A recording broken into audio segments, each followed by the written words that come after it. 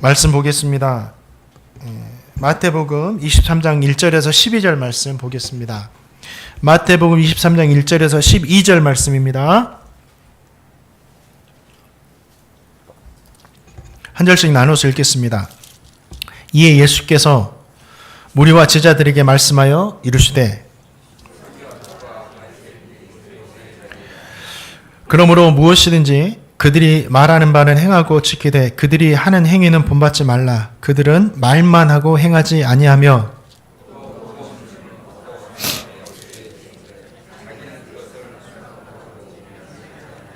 그들의 모든 행위를 사람에게 보이고자 하나니 곧 그 경문 띠를 넓게 하며 옷수를 길게 하고 시장에서 문안 받는 것과 사람에게 랍비라 칭함 받는 것을 좋아하느니라.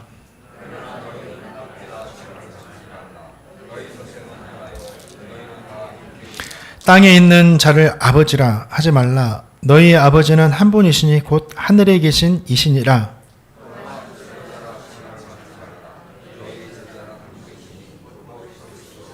너희 중에 큰 자는 너희를 섬기는 자가 되어야 하리라.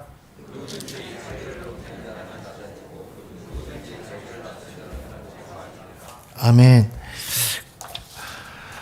주님은 종교 지도자들과 이렇게 논쟁하신 후에 제자들에게 서기관과 바리새인들의 잘못이 무엇인지에 대해서 말씀하신 후에 제자들에게 뭐라고 하십니까? 그들을 본받지 말라, 이 말씀을 하십니다.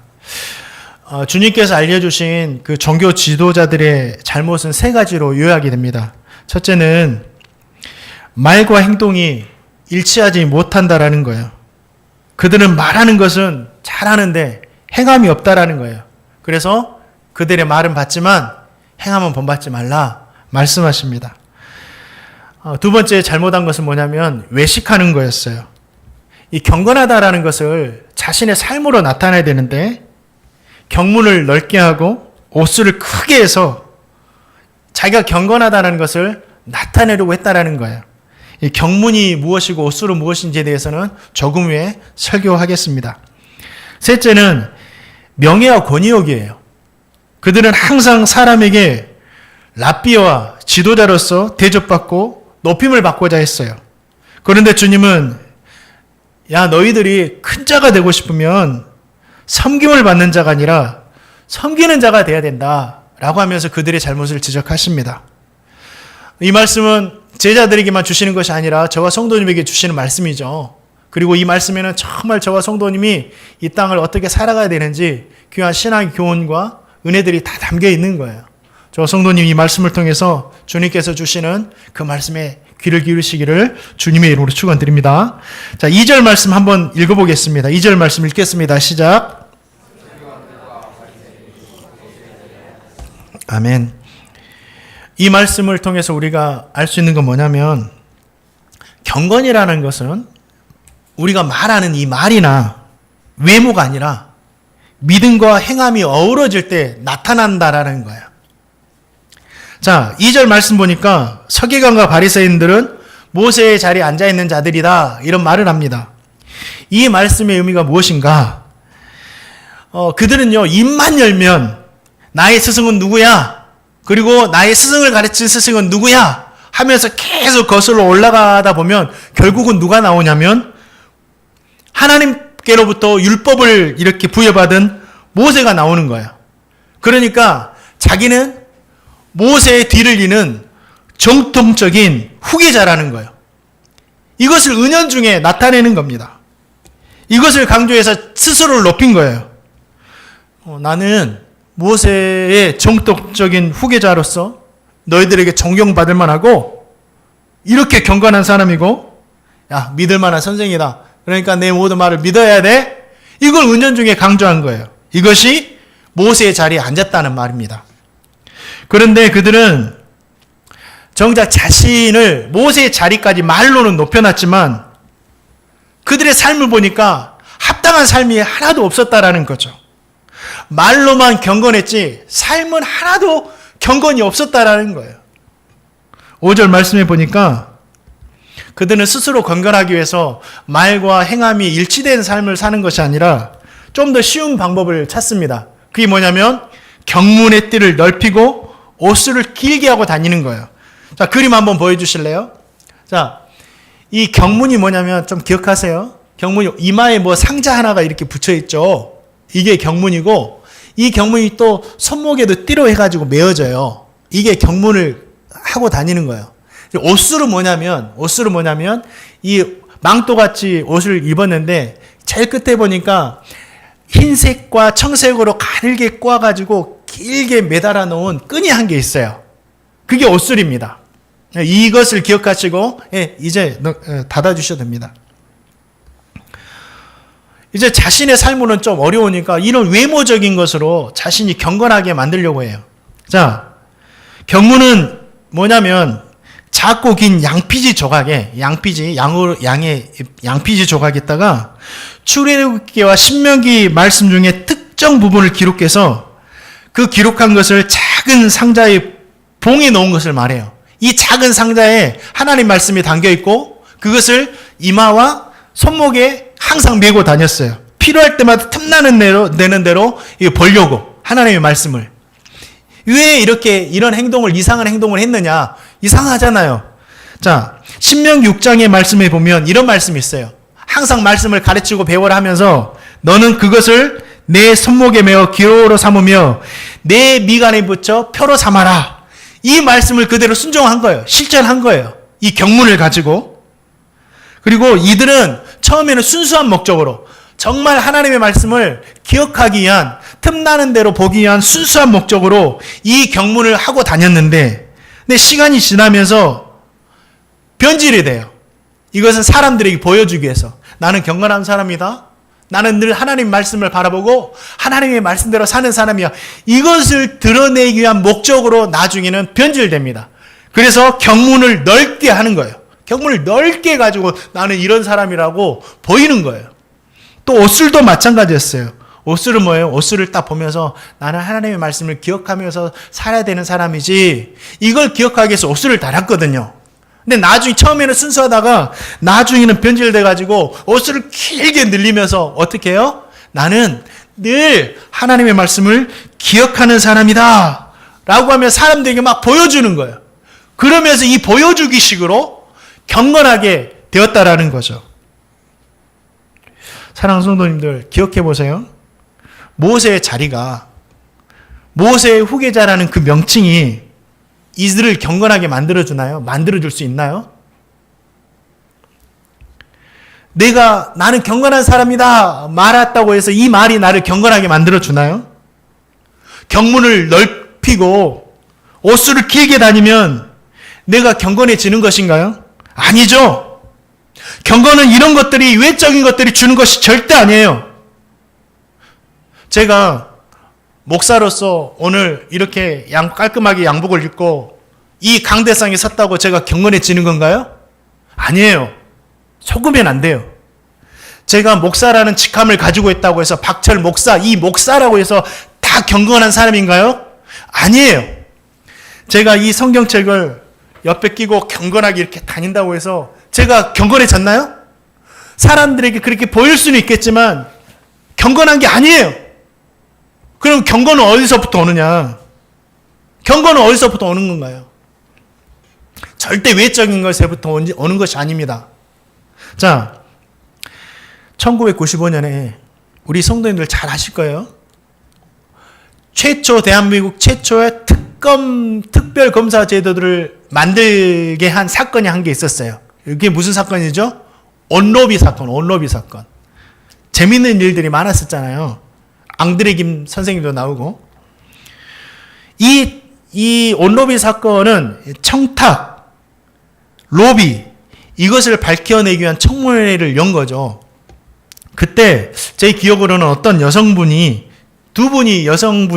증인으로 참석했어요. 한 사람은 권력자의 부인이었고 한 사람은 돈이 많은 경영인의 부인이었던 것 같아요. 네, 참석하는데 한 사람이 신기하게도 그 청문회에 성경책을 가지고 나왔습니다. 기억나시나요? 성경책 가지고 나왔어요. 왜 성경책을 가지고 나왔죠? 성경책을 내밀어 가지고 자신은 하나님 믿는 사람이고 하나님 믿는 사람이기 때문에 나는 정직한 사람이고 내 말은 거짓이 없고 믿을만하다. 이걸 성경책을 통해서 보여주려고 했던 거예요. 그런데 청문회 하는 중에 두 분의 이야기를 들어보니까 교회도 아닌데 청문회 장소에서 권사님 하는 거죠. 그럼 뭐예요? 둘 다 교회 다니고 신앙생활 한다라는 거예요. 그런데 말이 틀려요. 한 사람은 뭐라고 주장하냐면 저는 저분이 옷값을 대신 내라는 요구를 받았습니다. 그래서 내가 옷값을 대신 낸 겁니다. 이렇게 주장을 하고, 한 사람은 저는 그런 요구를 한 적이 없습니다. 그냥 내줬어요. 이렇게 요구를 한 거예요. 말이 다르니까 분명히 한 사람은 거짓말을 하고 있고 한 사람은 진실을 말하겠잖아요. 누가 진실인지는 우리는 모르지만.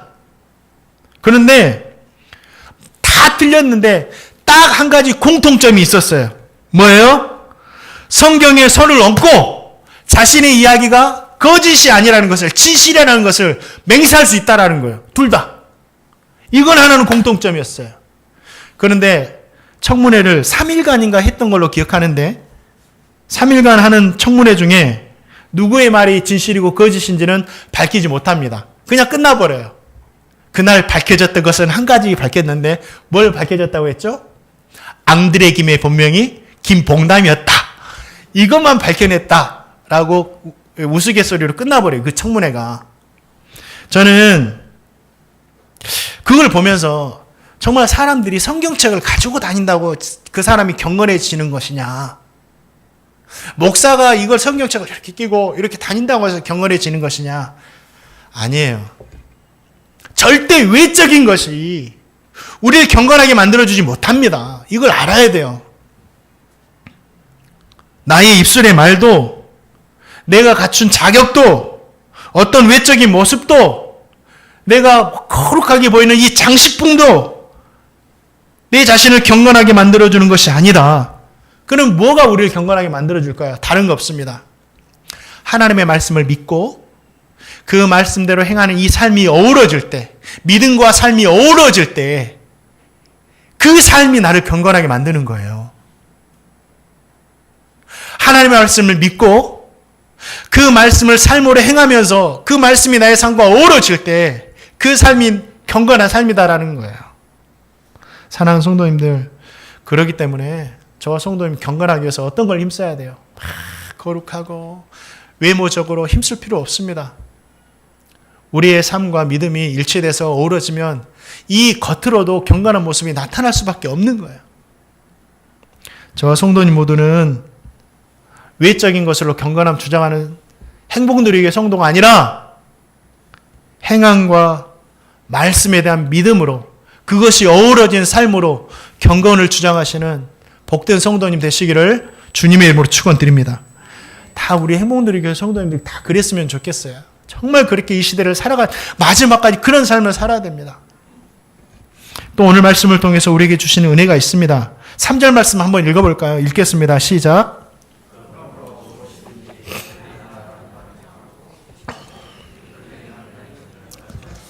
아멘.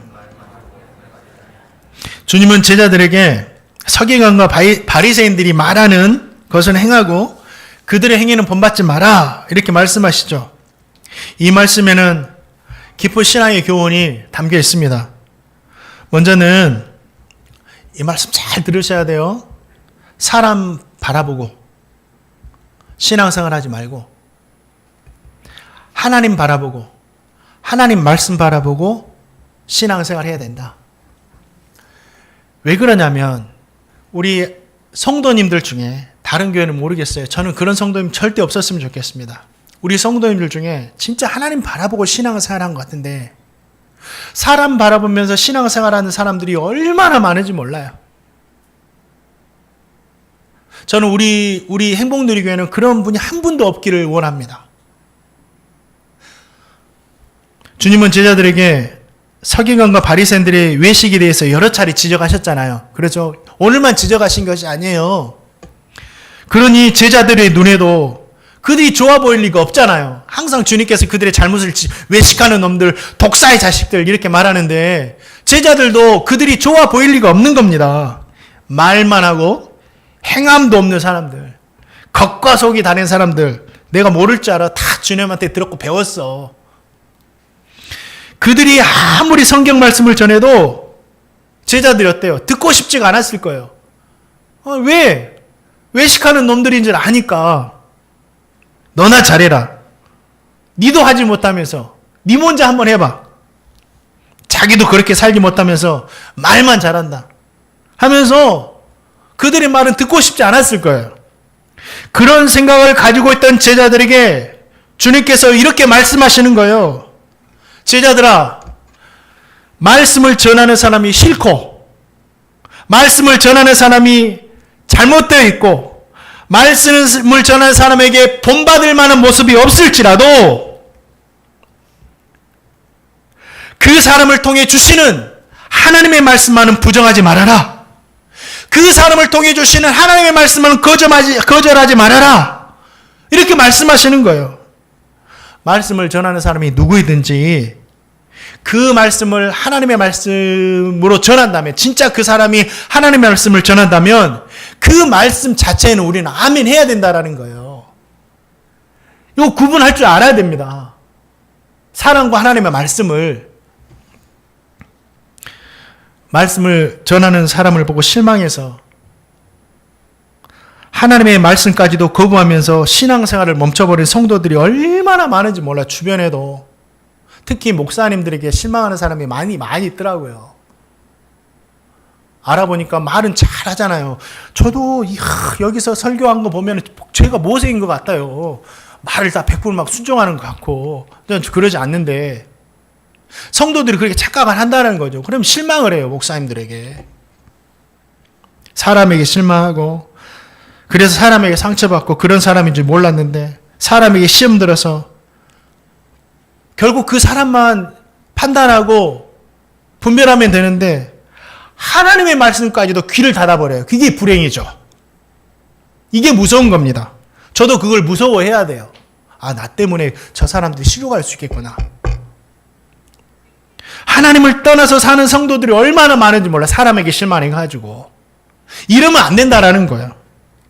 말씀을 전하는 사람 자체가 부족하고 허물 많은 죄인일 수 있습니다. 그러죠?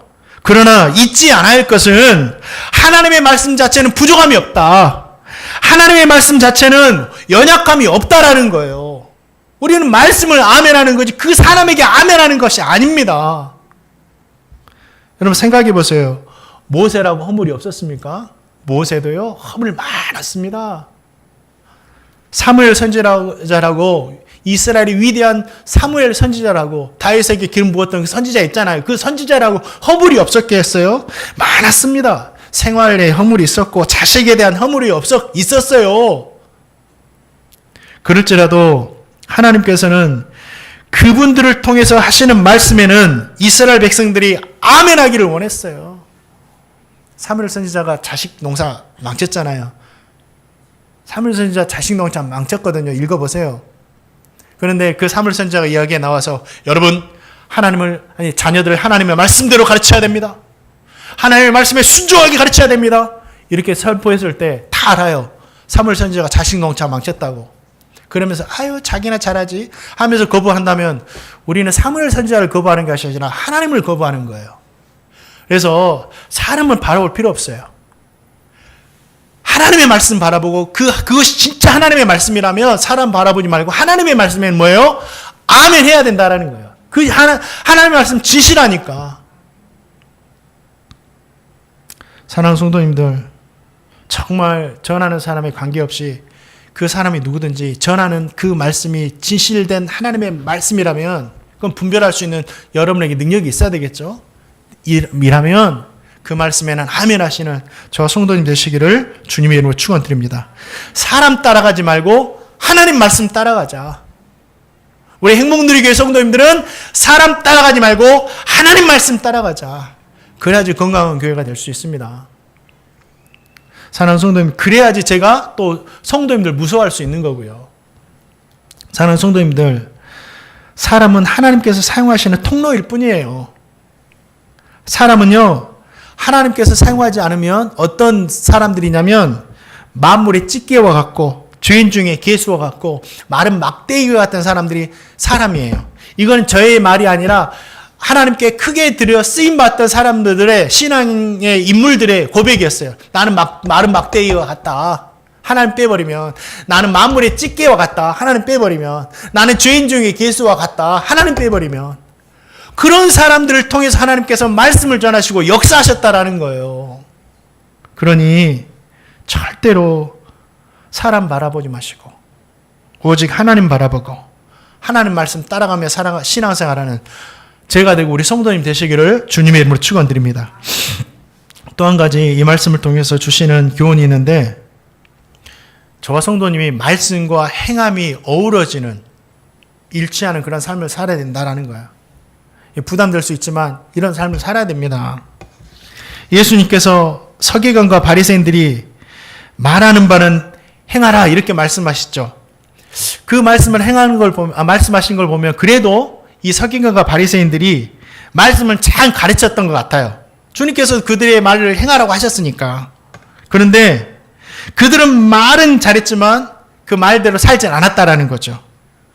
그들은요, 무거운 짐을 성도들의 어깨에는 다 지웠어요. 이거 해! 저거 해요! 이것도 해요! 그러면서 행하는 말씀을 다 어깨에 지워줬는데 스스로는 손가락 하나를 깐딱하면서 이 말씀대로 행하려고 하지 않았다라는 거예요. 이게 문제예요. 주님께서 본받지 말라 하시는 그 행함은 그거예요. 말을 하는데 손가락 하나로도 그렇게 살지 않으려고 했던 그들의 모습을 절대 본받지 말라 주님께서 말씀하신 거예요.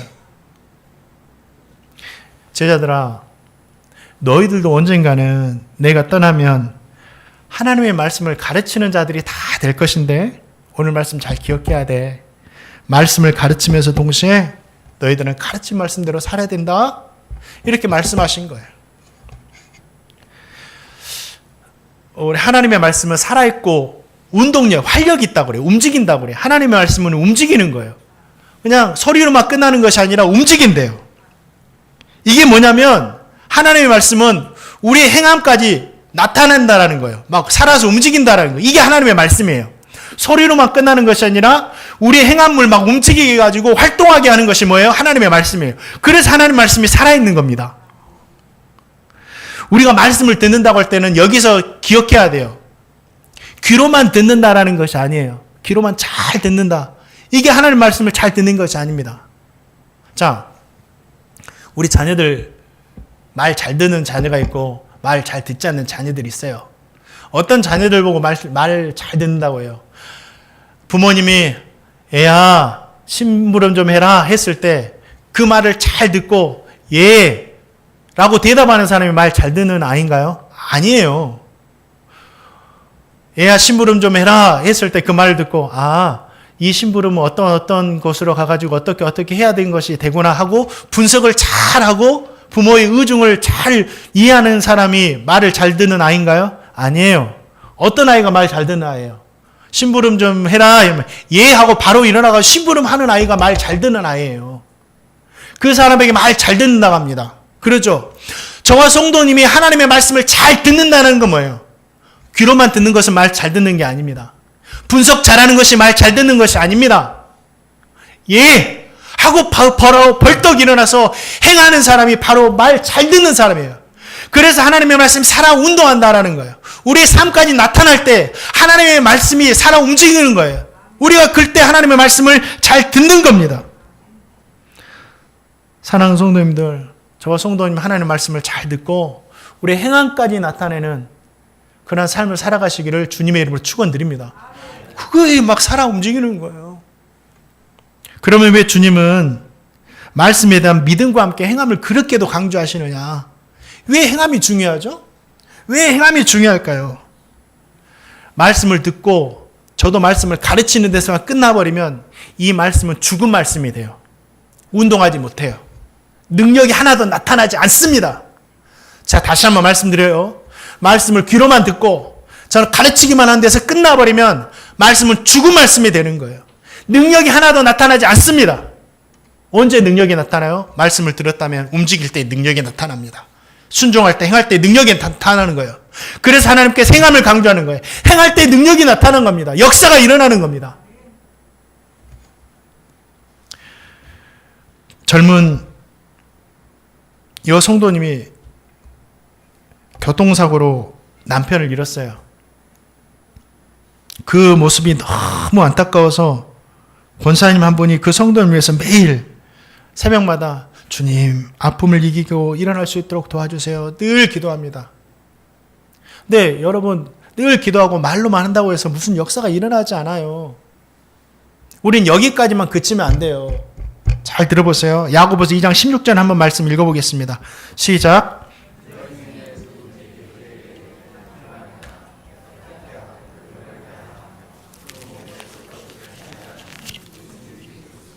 말로만 하면 무슨 유익이 있겠느냐 한 거예요. 그래서 이 권사님이 늘 기도했죠. 하나님 도와주세요. 하나님 그 여자 성도님이 일어나게 해주세요 했는데 어느 날 그 여자 성도님에게 이런 마음을 주시더래요. 네가 더 먼저 도와라. 네가 먼저 도와라. 그러니까 순간 멍해지더래요. 아, 내가 하나님한테만 도와달라고 했지 내가 도구가 될 생각 안 했구나.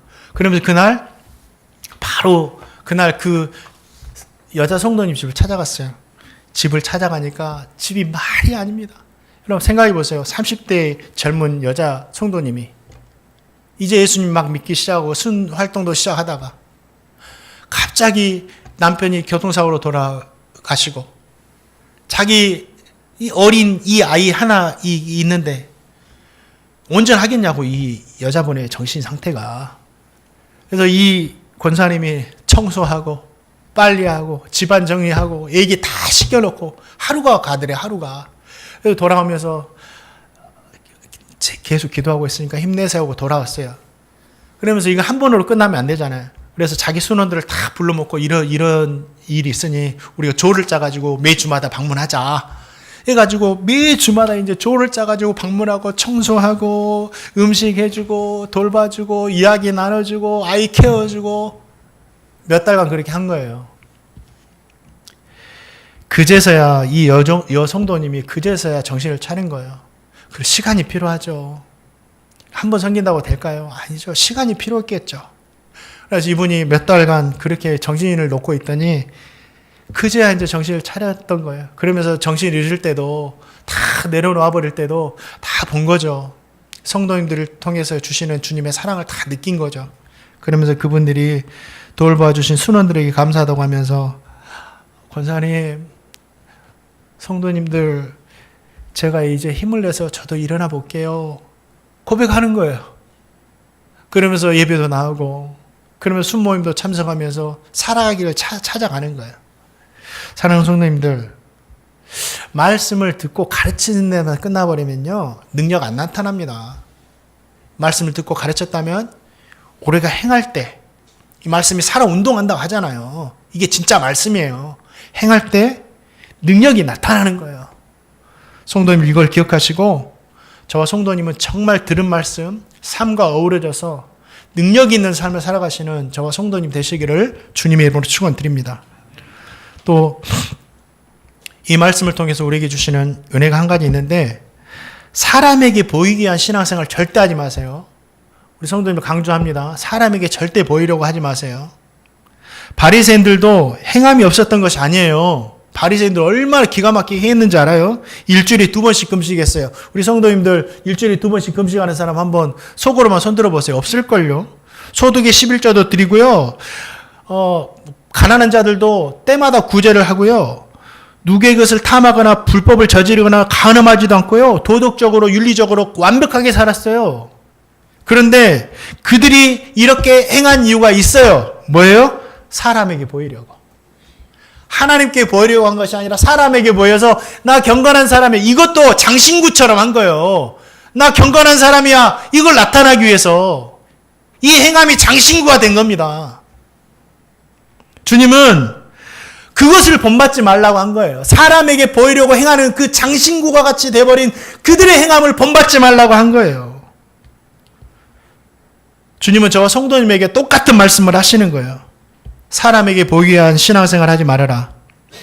기도도 사람에게 보이기 위해서 하지 말고, 물질 생활도 헌금 생활도 사람에게 보이기 위해서 하지 말고, 선행도 사람에게 위해서 보이게 하지 말고, 그럼 누구에게 보이게 해야 되죠? 하나님께. 하나님 앞에서 해라. 하나님만 보시면 되지 않느냐? 하나님 앞에서 해라. 되는 거예요, 그러면.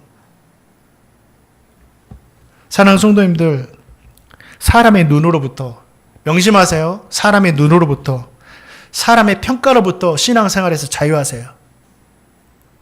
목사의 눈으로부터, 목사의 평가로부터도 자유하셔야 됩니다. 목사님 나를 어떻게 보실까? 목사님 나를 어떻게 평가하실까? 이 생각에 대해서도 자유해야 돼요. 우리는 사람에게 보이려고 신앙생활하는 게 절대 아니니까. 목사도 그냥 하나님 대리자지 사람이에요.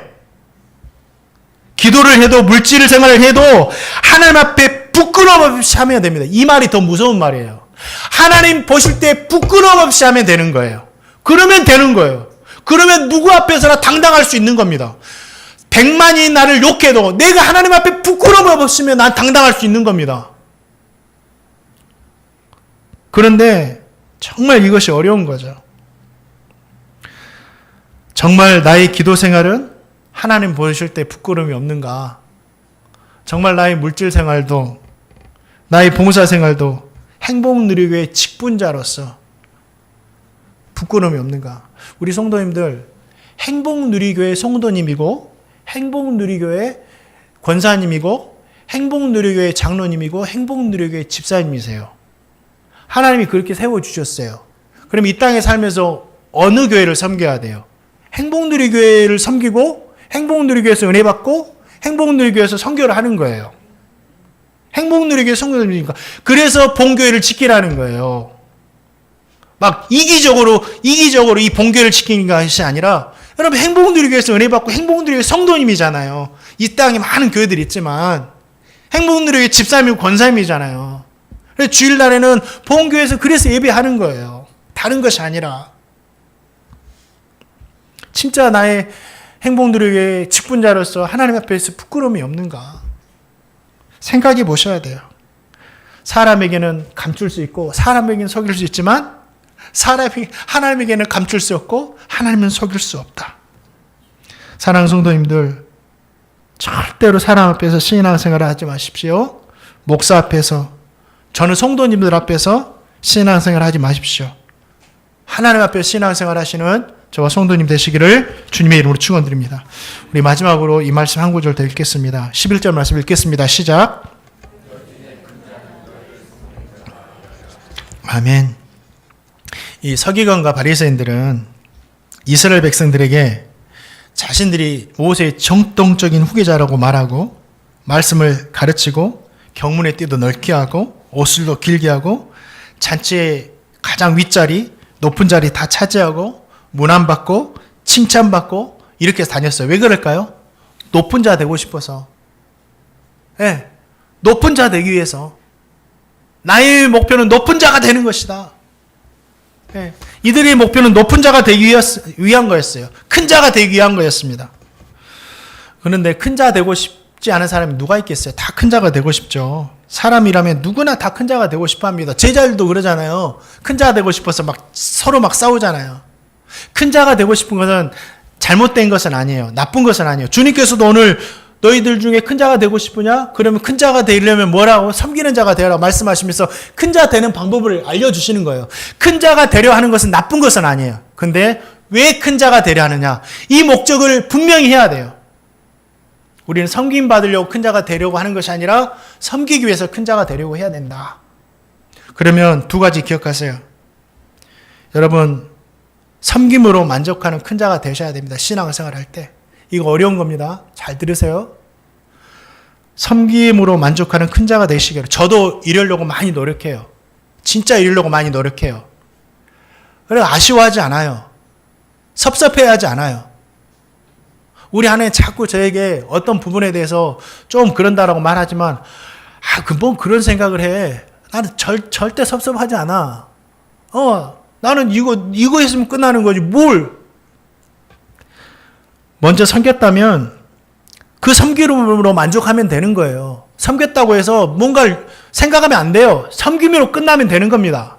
섬김으로 만족하면 되는 거예요. 아, 섬겼다, 감사하다, 끝나면 되는 거예요. 성도에게 칭찬받고 존경받고 대접받고 환영받고 좋은 자리 차지하게 섬기는 게 아니잖아요. 그렇죠? 섬기면 되는 거예요. 그렇기 때문에 우리 성도님을 섬기다가 칭찬받지 못해도, 존경받지 못해도, 대접받지 못해도, 환영받고 그러지 못해도 절대 서운하거나 마음 아파하지 마세요. 섬겼으면 섬김으로 만족하시고 하나님께 영광을 돌리면 되는 겁니다. 우리 주님께서도 십자가에서 우리를 구원하시는 것으로 만족하셨어요. 우리 주님이 가장 섭섭해야 되죠. 섭섭하려면 십자가 지셔도 다 욕하고 못 받고 다 뒤돌아서고 했으니까 우리 주님이 가장 섭섭해야 되잖아요. 근데 우리 주님 섭섭하지 않으셨어요. 그냥 그 십자가 지는 걸로만 만족하셨어요. 하나님께 영광 돌리셨어요. 그거면 됐지. 저에게 주신 거였어요. 사랑하는 성도님들, 진짜 사람들 알아주지 않아도, 신앙생활 하다가 섬길 때 사람들 안아주지 않아도 끝까지 섬기는 사람이 정말 큰 자인 거예요. 진짜 사람들 알아주지 않아도 끝까지 가장 낮은 자리에 섬기는 사람이 진짜 큰 자입니다. 우리 주님이 그러셨잖아요. 그러니 진짜 모두가 섬김으로만 만족하는, 영광 돌리는 큰 자 되시기를 주님의 이름으로 축원드립니다. 저부터서. 마지막으로 누구나 큰 자 될 수 있어요. 누구나 큰 자 될 수 있다. 주님은 부자가 큰 자라고 말하지 않으셔요. 우리 중에 부자가 있으면 얼마나 있겠어요. 저번에 신문 기사를 보니까 뭐 200억 클럽 부자들이 어디에 모여가지고 뭐 부동산에 대해서 이야기를 했다더라. 뭐 그런 기사도 있던데 부럽지 않아요. 그들에게 예수님 있으면 저는 부러울 것 같아요. 여러분들, 주님은 부자가 큰 자라고 하지 않으셨어요. 명예와 권력을 가진 자가 큰 자라고 하지 않으셨어요. 많이 배운 사람이 큰 자라고 하지 않으셨습니다. 섬기는 사람이 큰 자라고 했어요. 저는 종교는 다르지만 마더 테레사 선녀가 그렇게 존경스러울 수가 없고 큰 자처럼 보일 수가 없어요. 캘커타 거리에서 빈민가에서 그렇게 낮고 낮은 데에 살았지만 그렇게 큰 자라 보일 수 없고 존경할 수가 없어요. 부러워요. 저는 마더 테레사 선녀가 부럽습니다. 사랑하는 성도님들, 이 말씀은 섬기기만 하면 누구나 큰 자가 될 수 있다고 말씀하시는 거예요. 우리 성도님들 큰 자가 되고 싶어요? 그러면 높은 자리에서 내려와서 낮은 자리에 거하시고 말석도 차지해 보시고 문안받기보다 문안해 보시고 칭찬받기보다 칭찬하면서 하세요. 그러면 다 그 사람은 큰 자래요. 이번 한 주간 그렇게 사십시오. 누군가 날 칭찬해 줬으면 좋겠다. 다른 사람도 다 그 마음 원해요. 그러니까 다 칭찬해, 작은 것도 뻥튀기 가지고 다 칭찬해 주세요. 어떤 목사님께서 설교 중에 하셨던 이야기예요. 이 이야기로 마지막으로 마무리할 건데, 어떤 중학교인지 오래전에 들었던 그 설교 중에 들었던 이야기라서 잘 기억이 나진 않습니다. 그래서 찾아봤는데도 그것이 잘 나오지도 않고, 그래서 내용은 맞습니다. 100% 이제 사실은 아닌 것도 좀 있겠지만, 자, 어떤 중학교인지 고등학교인지는 잘 기억이 나지 않아요. 그때는 학교에 스쿨버스가 있었습니다. 아이들 아침에 이렇게 학교로 데려다주고 학교가 끝나면 집으로 데려다주고 스쿨버스가 다 있었죠. 근데 그 여학교였던 것 같은데 여학교에는 스쿨버스 한 대는 항상 한 자리가 모자랐어요. 그래서 그 모자란 자리를 가장 불편한 어떤 걸로 만들어놨어요. 그 자리는 너무 불편한 거예요. 그래서 그 스쿨버스, 그 한 대 스쿨버스 타는 학생들은 끝나는 중에 딱 울리자마자 뛰기 시작합니다. 그 스쿨버스를 향해서 그 여학생들이 막 뛰기 시작하는 거예요. 여기까지 들으면 그 불편한 자리 차지하지 않기 위해서 다 뛰는나 보다 이렇게 생각하는데 가장 열심히 뛰어가지고 1등한 그 여학생이 어디 앉냐면 가장 불편한 자리를 먼저 차지해버리고 앉습니다. 저는 그 말씀 들으면서 참 충격이었어요. 우리가 성공해야 하는 이유, 열심히 뛰어서 1등해야 하는 이유, 우리가 열심히 뛰어서 성공해야 하는 이유가 여기에 있구나. 불편한 자리를 차지하고 섬기는 데 있구나. 다른 사람의 행복을 위해서 내가 성공해야 되고 1등해야 되는구나. 이 여학생이 열심히 달려가지고 1등했는데 가장 불편한 자리에 안 털썩하고 앉는 이 여학생이야말로 이 시대의 큰 자가 아니면 누가 큰 자겠냐고요.